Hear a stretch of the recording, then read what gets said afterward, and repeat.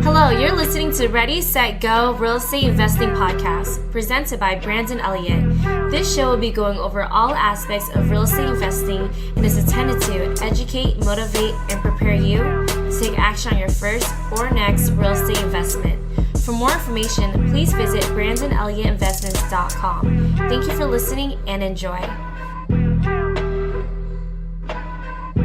Welcome back, everyone, to Ready, Set, Go Real Estate Investing Podcast. I'm your host, Mr. Brandon Elliott.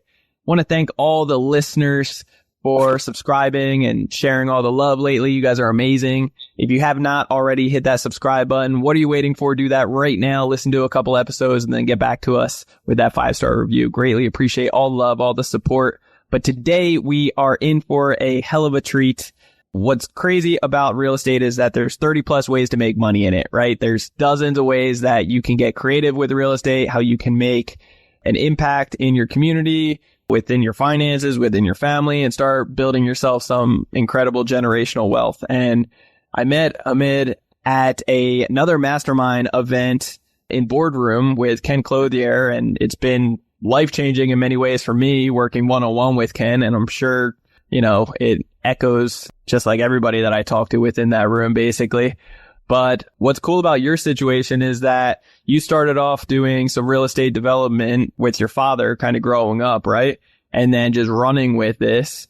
And to today's, 2024, you've done over 100 million in real estate, commercial assets, real estate, retail space, and overall just development, right? So that's not little numbers, right? So I really like when I'm in big boy groups that are just doing some crazy, awesome numbers. And I'm sure you have some big goals that you want to take down even more. But yeah, man, I'm just excited to have you on here. So how we doing today? Good, man. How are you?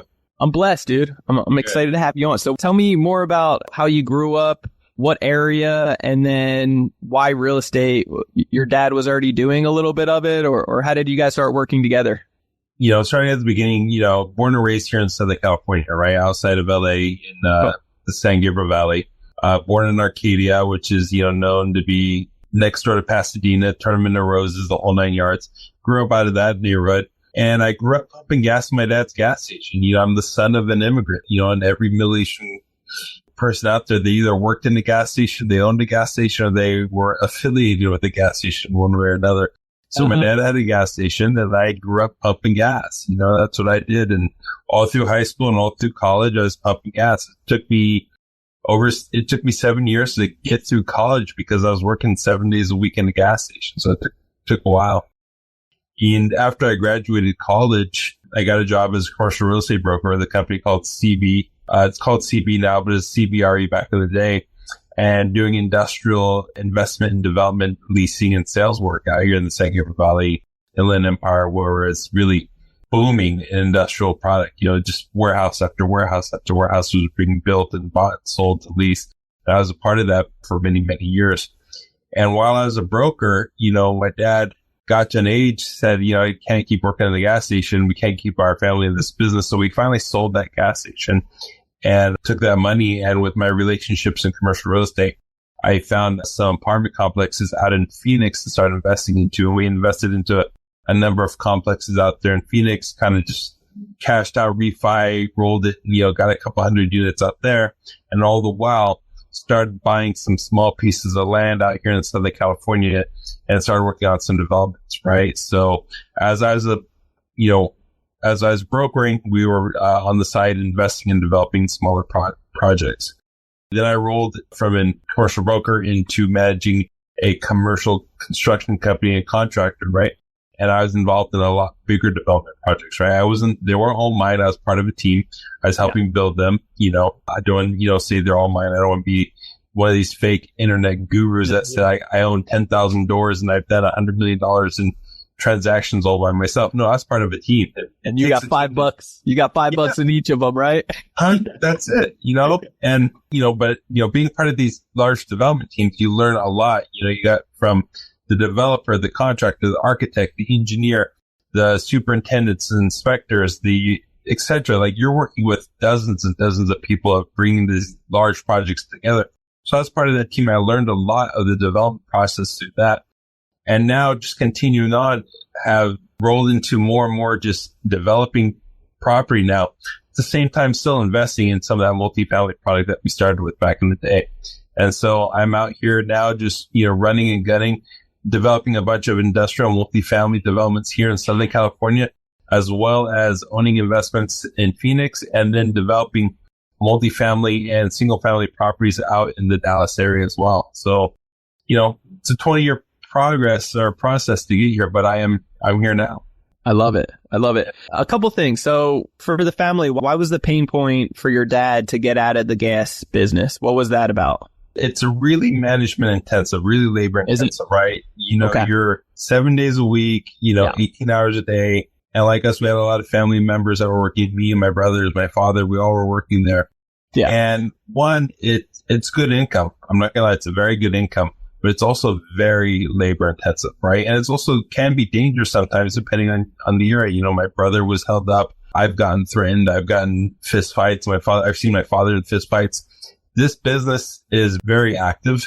So you need to be, that type of person. So if you want to move into more of a passive or more of a growth type, mindset, you need to kind of transition from just running the day to day and getting into more and more of the long-term passive type income. I like that. And then, so obviously the stress of that and just all the headaches that come with it, he started seeing you in real estate, right? So it was kind of like a no-brainer to do that switch over. It kind of fit just right because we're getting, through the gas station business, I have many of those. And me being in commercial real estate, it's like, hey, look, if there's a better opportunity, a better path to take this family and take our business and start growing and expanding into a different direction.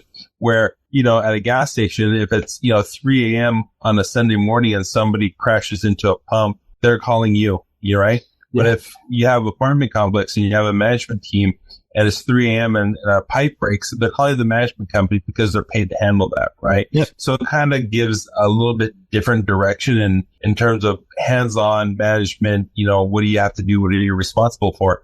And so I don't need to wake up at 3 a.m. to drive down to a gas station and fix a pump versus a management company calling the repair guy out versus me.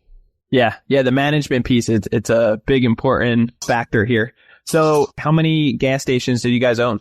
Towards the end of it, we're just down to a couple, like 2. But over the years, I think my father's full career in it, he owned up to 12 or 15 of them over the years. Yeah. Cool. Okay. Awesome. And then, so why real estate for you? You started going down that path. Who inspired you? I was a teacher of mine in college. The last year of college, I was, looking at, getting a business and finance degree. Yeah. And I had a teacher who, I had a very good relationship with. I had a lot of good classes with, and he was the head or the president of a real estate investment development company here in Southern California. Nice. And he and I, conversations and stuff, he guided me into working with a friend of his who was, the local president of CB here in Southern California, and was able to get a job through him because, me excelling in my real estate and finance classes is kind of a natural pathway for me because it's something I really enjoyed. I was naturally good at, and it just allowed me to continue down that path. What type of real estate deals have you done? Have you done all different type of mixtures, or like what's your favorite? I've done a little bit of everything, right? My career was mostly commercial real estate, which was, industrial warehouses, as well as multifamily, right? So those are the two kind of sweet spots. As a broker, I was doing a lot of industrial. As an investor and developer, we're doing a lot of multifamily. I've transacted single family for myself because I have a broker's license, right? I've refinanced our office and retail buildings because, as an owner, you handle the active hands-on refinancing of those properties. On the development side, we're building industrial and multifamily properties. So it's a little bit of both, but I really enjoy any project that allows me to push the standard, right? Like I want everyone in the market to say, holy cow, look at that building that was just built. Look at that project that just came out of the ground. That looks good. That kind of set the standard. So anything that gives me the opportunity of setting the standard and making every other developer out there wish they were doing it as good as I was, I'm happy because I want to just keep pushing it, because if I push it, that means they're going to try harder to keep up with me. If they try harder to keep up with me, it just pushes me to go harder and harder, right? So I'm trying to create my own friendly competition by doing that. I love that. I think as like a man, naturally, like it's in our DNA to just want to create and make something to be proud of, right? Right. And to set a standard, right? So if you can still be within budget, make something that you're really proud of, and get everybody else to be jealous to start wanting to do the same damn thing or improve it even better, you're just building up the whole community. I love that. How many times have you driven around and you've seen a new project come out of the ground and you're like, wow, that's really boring. That's really generic. Really, they could have done a whole lot better, but they're just being lazy. I felt so bad for this one developer a couple years ago, right down the street from me. Well, it's in Hillcrest, but they ended up trying to do something really like modern and retro to a certain degree. It was like this shiny red, but it just looks so horrible. Like the material, whatever it was, it looked so bad. And I felt like everybody was just like screaming at it. Like, ugh. This is where architects start designing on your dime, right? Yep. The architect is an expert, but it's up to you to guide the expert in a direction that you want to go. You just can't say, hey, Mr. Architect, design me something that's going to be memorable. Then you got to end up with this big giant red building you're talking about, right? Yeah. It's going to be an eyesore. Yeah.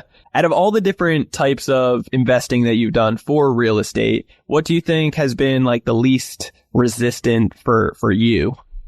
Just be more natural. You know, I would think it would have to be, like you said, industrial warehousing, distribution, just because I spent so many years as a broker and I drive every day those neighborhoods. It become almost like a second home to me, right? Like I know all the streets, all the buildings, all the properties, all the pieces of dirt. I know what will work, what will not work, just because I spent so many years doing it, right? And I really enjoy it too. So I think industrial has been really easy for me. Multifamily as well, just because you get to create something that has a very lasting presence to it as well. Yeah, I love that. What do you think about multifamily right now? With rates, a lot of multifamily is kind of like either upside down or a little underwater in some cases. People are weathering out the storm. It's a good question because, on one hand, I think, hey, multifamily, residential, single family, what have you not, whether it's single or multifamily, residential is always a good investment to get into, right?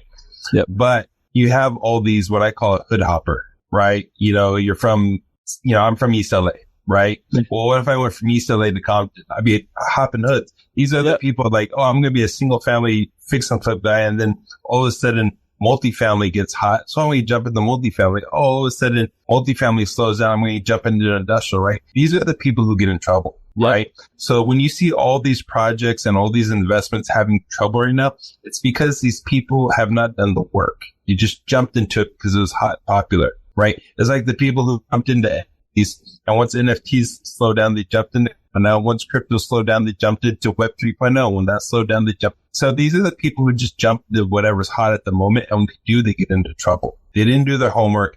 They didn't, study the market. They didn't see what it takes to really be a long-term investor in this project. And what they did is they just jumped into it, and they jumped in without looking, and they got caught, and they're in trouble.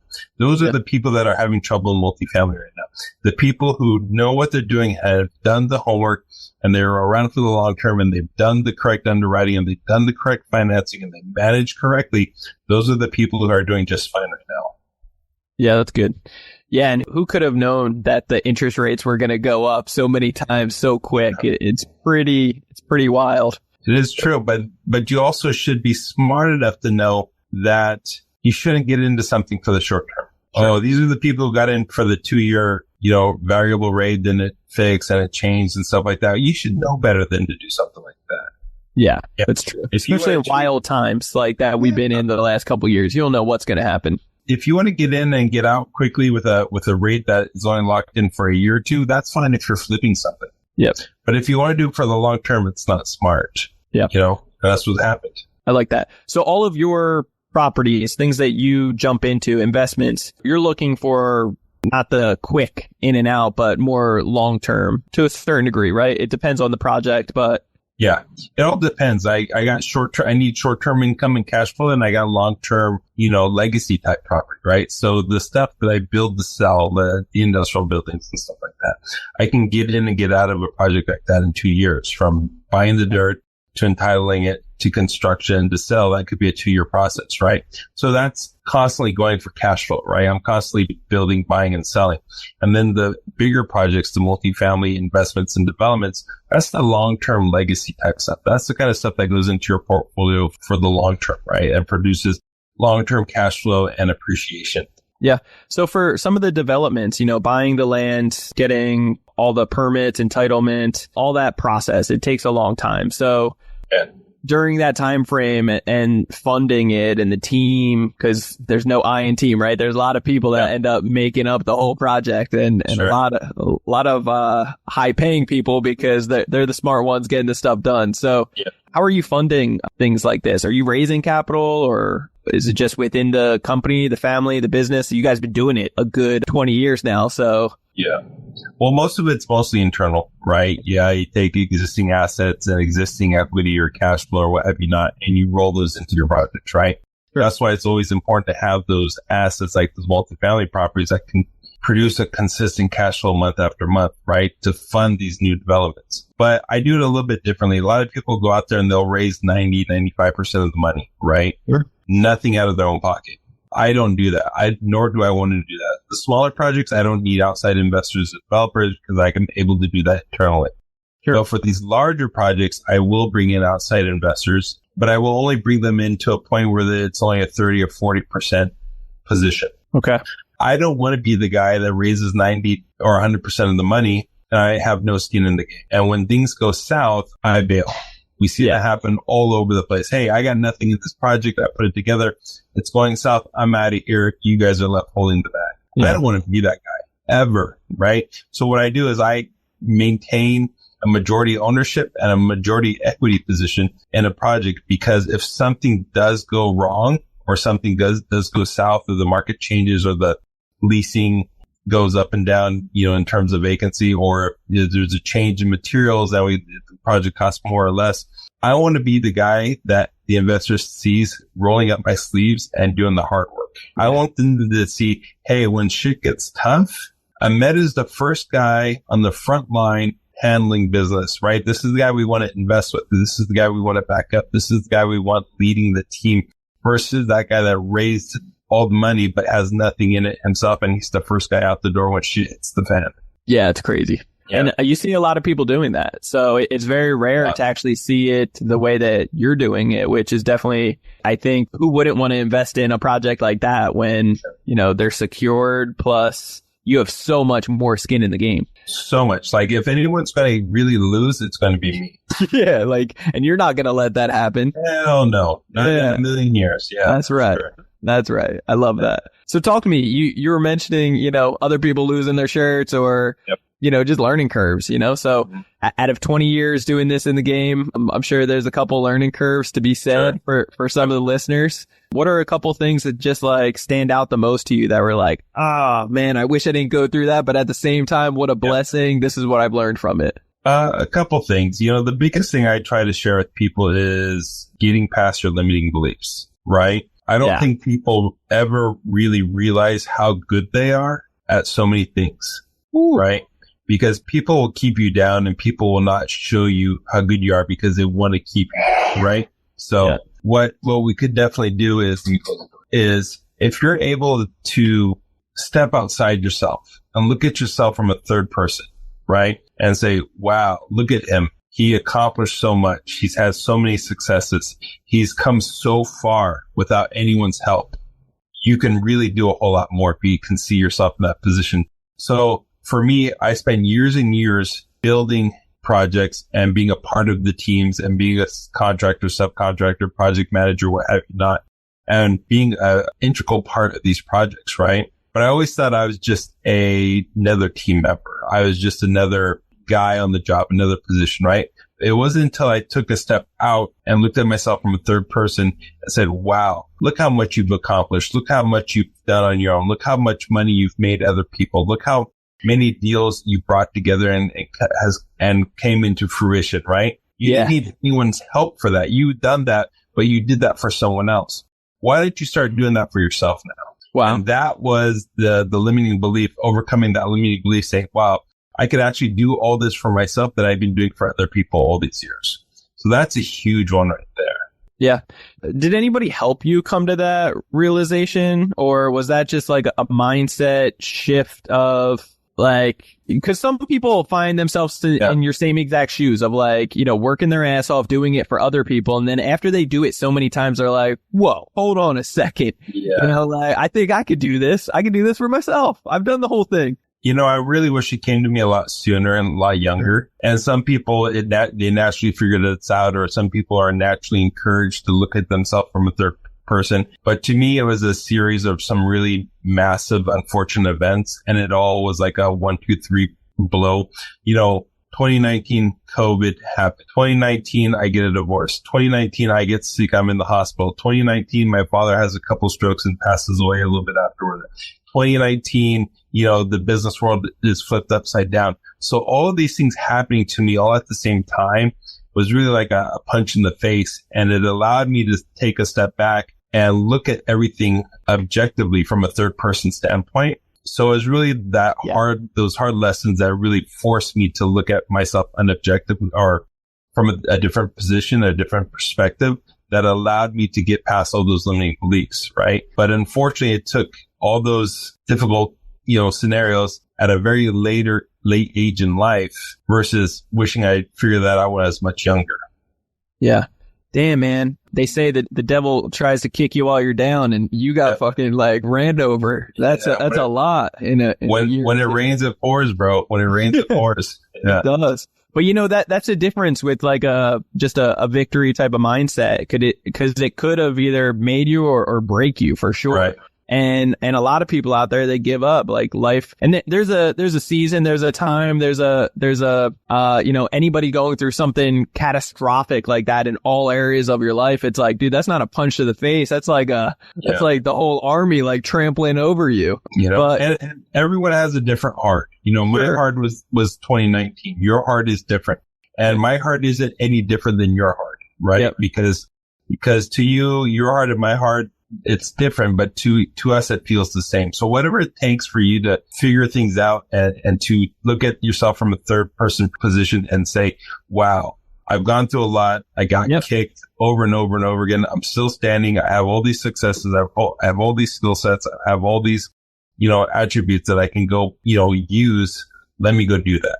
Yeah. Right. I love that. Yeah. And because it's very natural for people, especially in today's society, to judge off of like, yeah, well, you didn't go through it as much as I did or whatever. But, you know, at the end of the day, they went through their stuff. So it's like, whatever their trauma is, it's like, that's your truth. That's what you went through. That's all you know. So like that could be just as bad or even worse, in some cases. So it's just like, that's your truth of whatever you're going through, and how you come out, how you fight through that is really the key ingredient. Your heart is your heart and my heart is my heart, and you or me are not any better or worse than each other. You know what I mean? It is what it is. Yeah.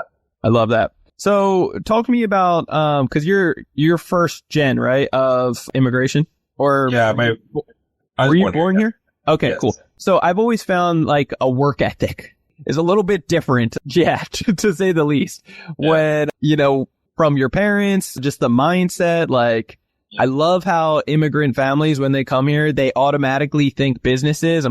If they do work for somebody, they work for somebody for like a season to be able to get their stuff together, save up. Like they grind to get money saved up to get their foot in the door, and then they figure it out. Real. I mean, it's, you know, I feel bad for anyone born after the year 2000. Yeah. Right.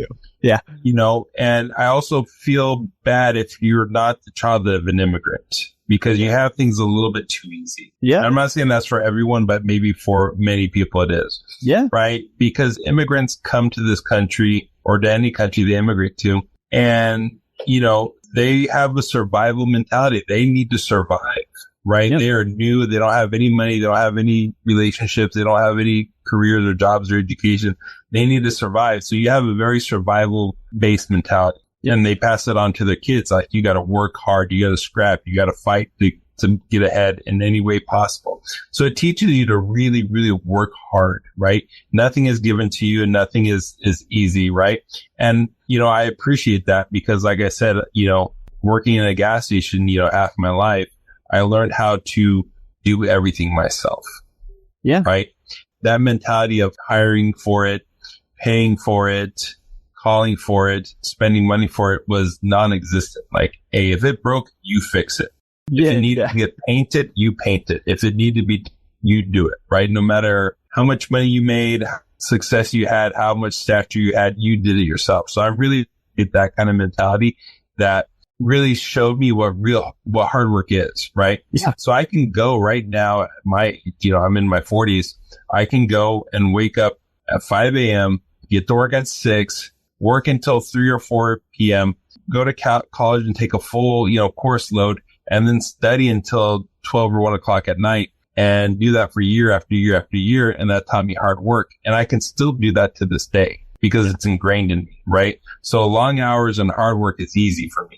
And I really appreciate that. That's one of the best things that could ever happen to you growing up, children of immigrants.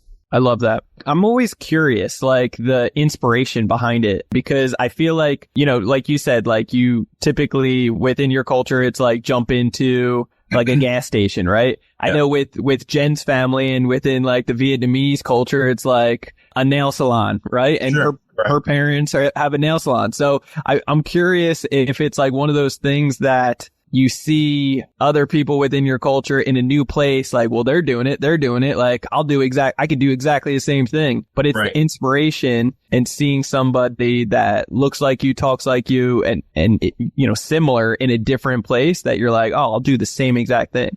100%. It's the path of least resistance, right? So you're an immigrant, you see a bunch of people from your culture in a certain business. 1, you can get a job with them. 2, you can learn with them. And 3, you can grow with them, right? Yep. The same thing with, Jen and the nail salons or the donut shops, what have you not. It's the path of least resistance for someone new in this country, and to naturally, feel comfortable and safe being around people in their own culture. So it's the same thing. It's like you and me in the boardroom. If I was new in the boardroom and I saw all these people doing real estate, I'm going to naturally want to do real estate. Yeah. Right? Because my culture, my community is the boardroom, and that's what everyone else is doing. So it's going to be easier for me to get into that kind of business than anything else. Yeah.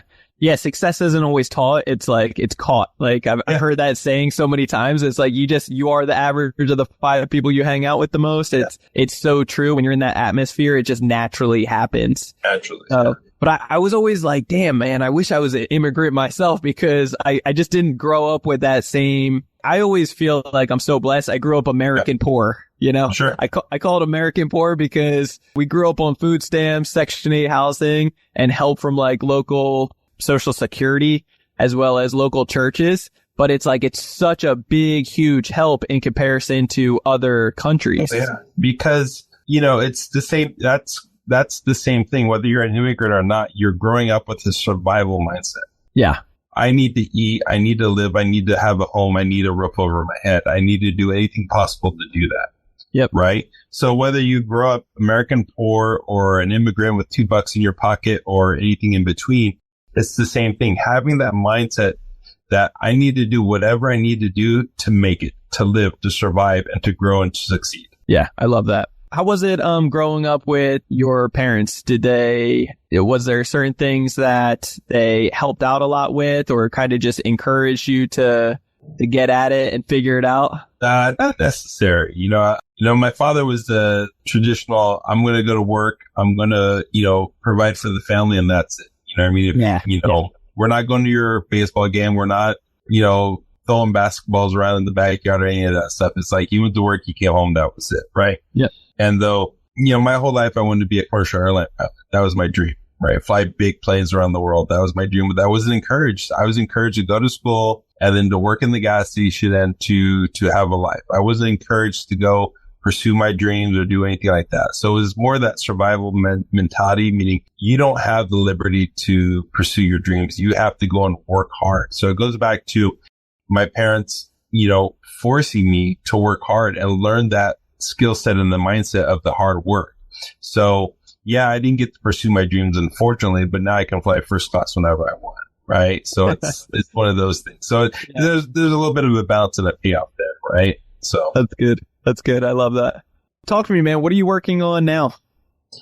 Right now, I'm just actually, trying to really balance the business. Right. Because as you and I are in this group and we're not necessarily focused on real estate, we're really focused on building a business, right? Real estate just happens to be the tool we use. Yeah, business. Yeah. Right. So how many people are on your team currently?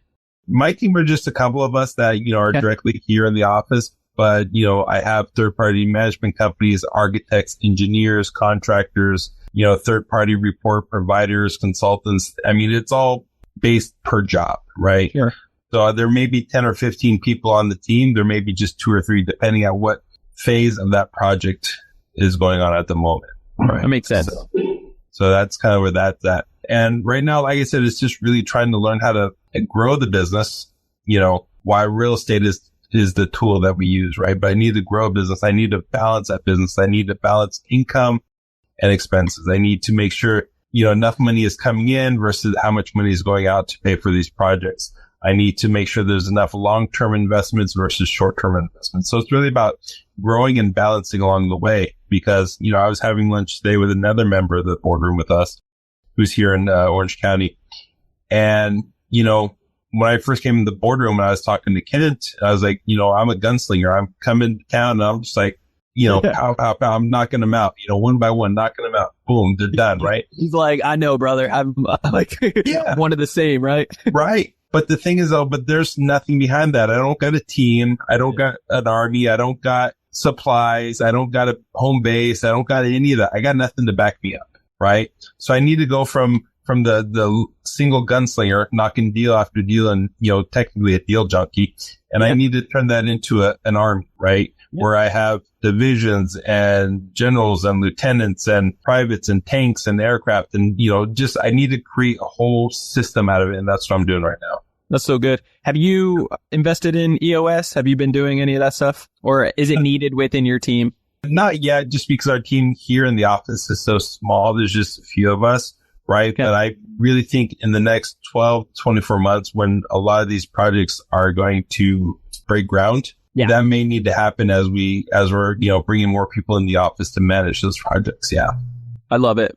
Yeah, man, it's been a game changer for us. It's coming up on a year, but really, really like transformational within the business and just the organization and the culture. So it's been pretty damn good.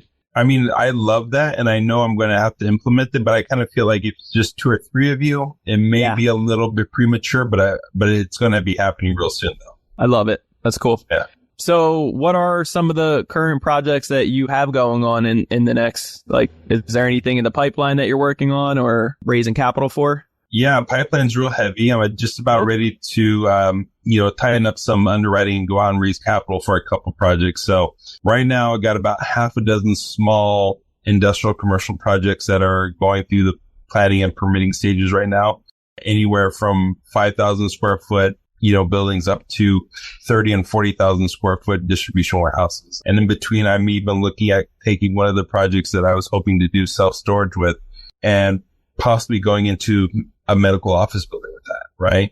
And then on the larger side for the long-term property, I've got a couple hundred units going through planning and permitting here in Southern California. And I got a couple hundred units going through the entitlement process out there in North Dallas in Texas.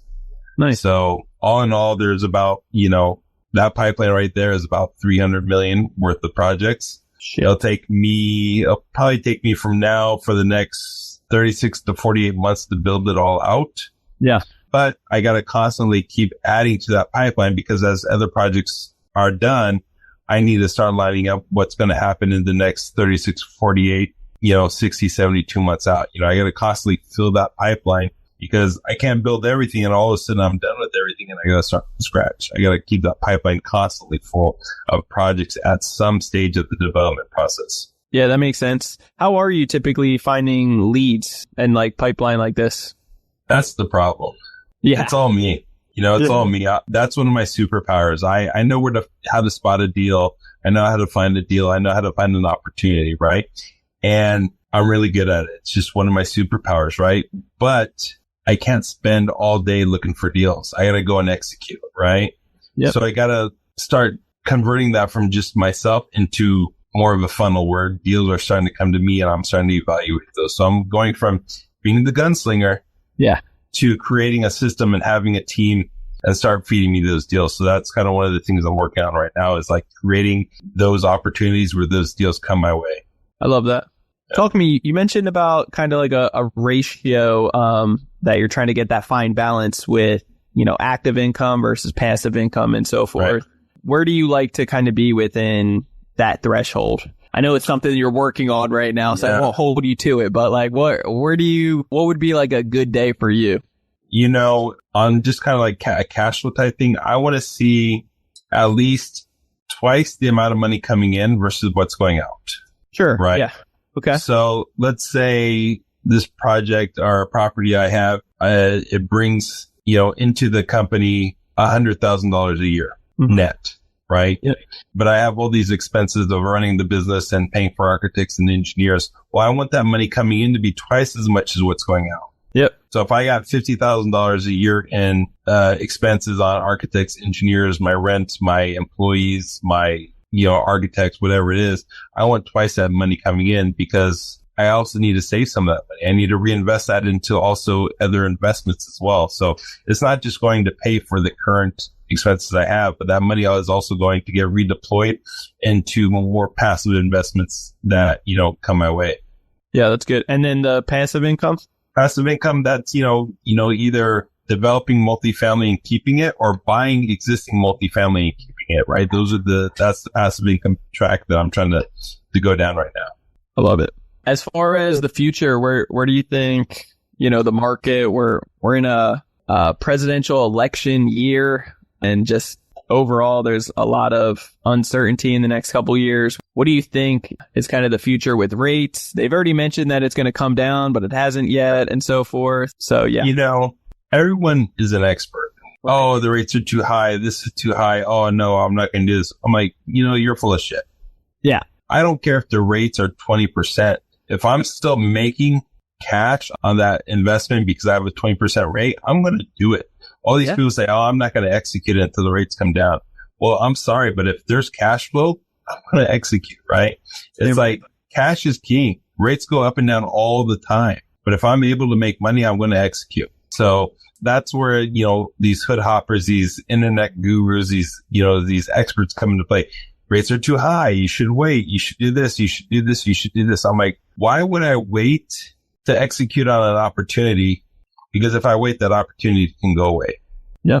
Right. If there's an opportunity in front of me and the rates are high, I'm still going to execute. Yeah. Maybe the rates will come down, then I'll refinance. That's right. But I still have cash flow. It's still making money for me. I am going to execute on it. Yeah. Yeah. It always drives me crazy when somebody is stressed out about the numbers, and like, even if you're doom's gloom and you think that the rates are just going to keep going up and up, if you're cash flowing today, lock it in. Lock it in, baby. Because you're saving money, right? And if it goes the opposite way, then, you get to refinance. So it's a win-win. You just got to keep buying deals. And if the rates go up, you're locked in and you're still making money, right? It's like, hey, why would you buy a Lamborghini for $1 million? They're not worth $1 million. Yeah, true. It's not worth $1 million. But if you can go buy it for $1 million because you can make $1.2 million if you sold it tomorrow, or if you're making, you're getting a 20 or 30% return on your investment. Yeah, I'm going to go buy that Lamborghini for $1 million. It may not be worth $1 million, but the cash flow that it's producing justifies that transaction. Yeah. Now I know how you feel about the rates, which is good. But overall, how do you feel about the market in general? I think you can never go wrong if you're doing the right thing, meaning you're investing, you're developing, you're in a product type that is solid, right? So what I mean solid is you're constantly evolving with the times. Why am I going so heavy on multifamily? Because people will always need a place to live. Why am I going heavy on industrial, which I've always been heavy in, but I'm going even more heavy now? It's because of the Amazon phenomenon. Shopping centers, grocery stores, malls, they're shrinking. They're going out of business. Why? Because everyone is having everything delivered to the house. So what am I going to do? I'm going to find real estate that helps facilitate that transaction, which is industrial warehousing and distribution centers. Makes sense. I love it. And then you're doing triple net leases on those, so you don't need to worry about anything? No, because most of the industrial stuff I will sell. Okay. So maybe I'll sell it to a third party delivery company who needs a place to store their vans, to hold their product and to, do maintenance, right? Or maybe it's a small vendor who sells conveyor belts to Amazon for their warehouses, right? Those are the guys that I'm trying to facilitate for, right? They're actually feeders to the larger distribution type companies, right? I love it. That makes sense. Cool, man. Dude, this is exciting. I'm excited for you. So you have a bunch in the pipeline right now. You said 300 million? Yes. Yeah. Over the next 2 years? Probably over the next 3 to 4. Because the two larger projects are pretty much, a 24 to 36 month construction timeline. So yeah, it all depends. And I don't build it all at once. Everything gets phased just to be careful. So I'm not overextending myself. These people who come and they build everything at once and the market changes, well, you're in trouble. I rather phase my developments and build a piece at a time. So if something does change, I'm not overextended. So that's why my timeline's a little bit longer. Okay.